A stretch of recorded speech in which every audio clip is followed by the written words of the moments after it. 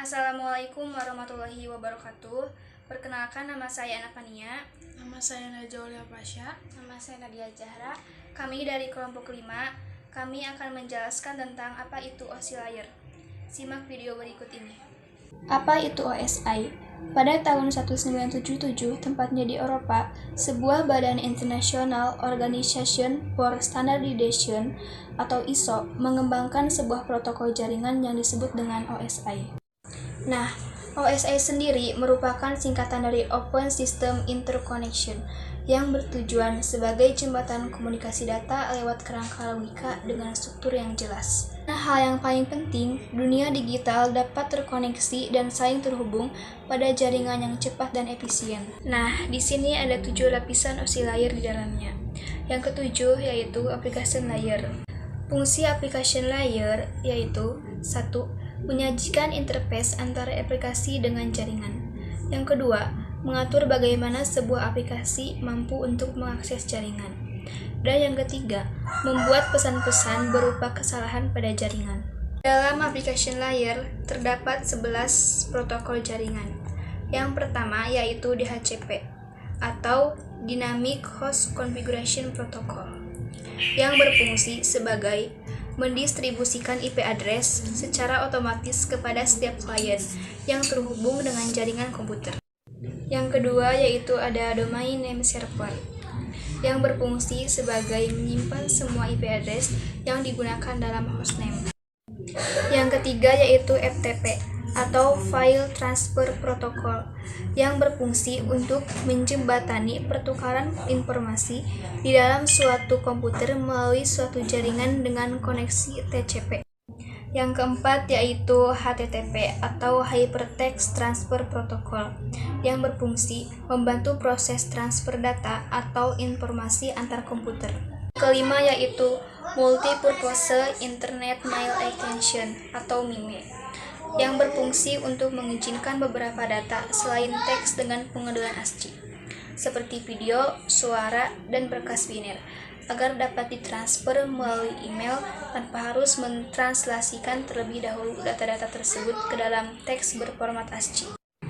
Yang keenam yaitu Network New Transfer Protocol atau NNTP, yang berfungsi untuk memudahkan pengguna untuk mengirim pesan antar komputer dalam koneksi internet, di mana pada NNTP berfokus pada berita dan artikel saja.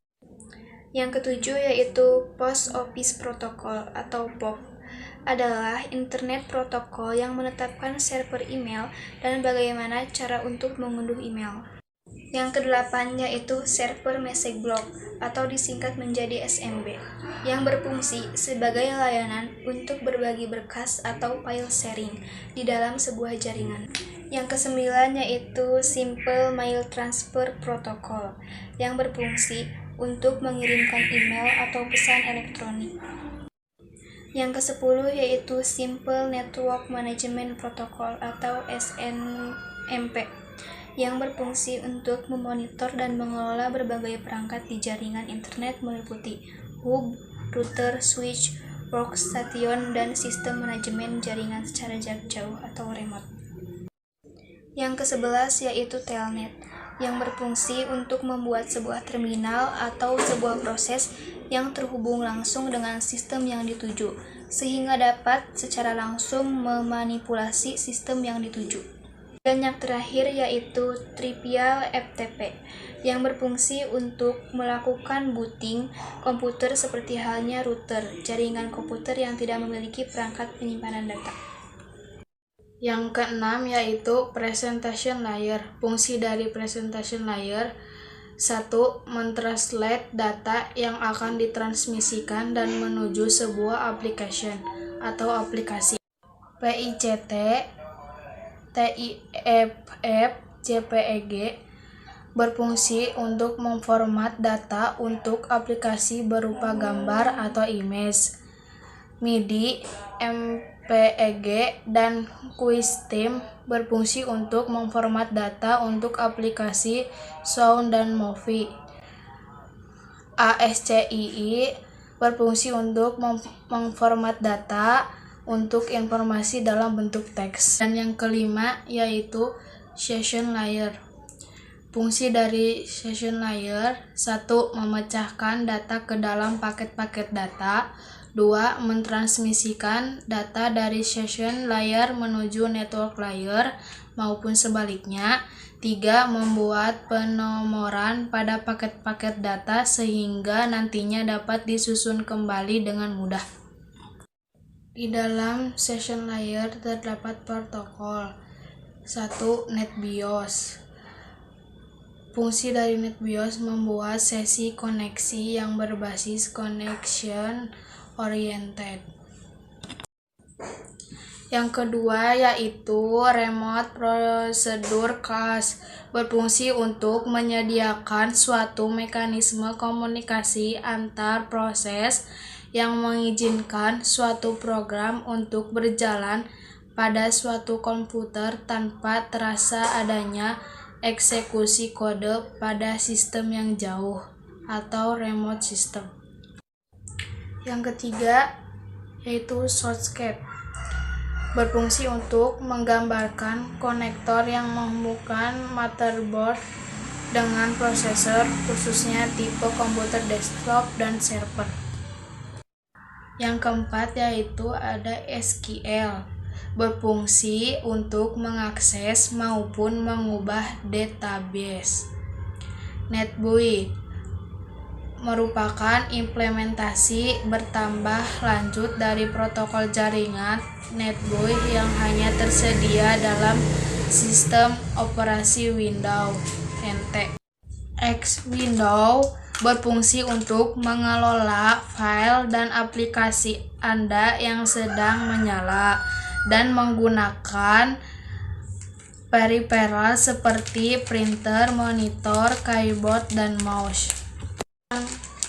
Yang keempat yaitu ada Transport Layer yang berfungsi 1. Mencegah data ke dalam paket-paket data. 2. Mentransmisikan dari session layer menuju network layer maupun sebaliknya. 3. Melakukan proses transmisi ulang pada paket data yang hilang. Di dalam transmission layer terdapat protokol, yaitu 1. TCP, singkatan dari Transmission Control Protocol, yang berfungsi untuk melakukan sharing data antar komputer. Yang kedua yaitu UDP, singkatan dari User Datagram Protocol, berfungsi untuk 1. Sebagai protokol yang ringan. 2. Melakukan implementasi layanan jaringan. 3. Melakukan transmisi broadcast. Yang ketiga, network layer. Fungsi network layer: 1. Membantu mendefinisikan alamat IP atau internet protokol. 2. Membuat header pada paket-paket data. 3. Melakukan proses routing. Protokol dari network layer: 1. Internet protokol, berfungsi untuk menghubungkan pengirim dan penerima dalam berkomunikasi dan bertukar informasi supaya dapat berjalan dengan akurat dan lancar. 2. Routing informasi protokol, yang berfungsi mengatur informasi yang diterima dari router-router lain dan interface-nya masing-masing, sebagaimana yang terjadi di konfigurasi routing 1 secara manual. Yang ketiga, Address Resolution Protocol, yang berfungsi untuk menerjemahkan alamat logika menjadi alamat fisik. Yang keempat, Reverse ARF, yang berfungsi untuk bertanggung jawab dalam melakukan resolusi alamat IP ke dalam alamat media akses kontrol atau MAC address. 2. Data link. Fungsi dari data link: 1. Mengkoreksi kesalahan. 2. Menentukan bagaimana setiap bit dari kata dikelompokkan ke dalam range.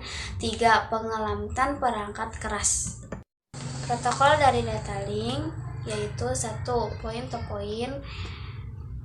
Fungsi dari point to point adalah menghubungkan dua area yang berjauhan dengan menggunakan metode nirkabel sehingga akan lebih hemat tanpa penggunaan kabel yang banyak jika jarak yang harus ditempuh oleh kabel jauh. 2. Fungsi serial line internet protokol untuk digunakan dalam protokol Blue Core serial untuk komunikasi antara modul Bluetooth dan komputer host. 1. Physical layer. Fungsi dari physical layer yaitu mendefinisikan media transmisi jaringan, mendefinisikan metode sinyal, dan sinkronisasi bit data. Protokol dari physical layer 1 Ethernet, yaitu menghubungkan komputer dalam jaringan lokal dan jaringan area yang luas.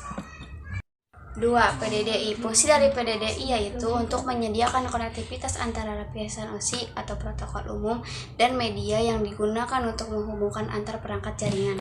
Yang ketiga, ISDN yang berfungsi untuk menyediakan konektivitas digital ujung ke ujung untuk menunjang suatu ruang lingkup pelayanan yang luas. Sekian presentasi dari kami. Untuk kurang dan lebihnya mohon dimaafkan. Wabillahi taufiq wal hidayah. Wassalamualaikum warahmatullahi wabarakatuh.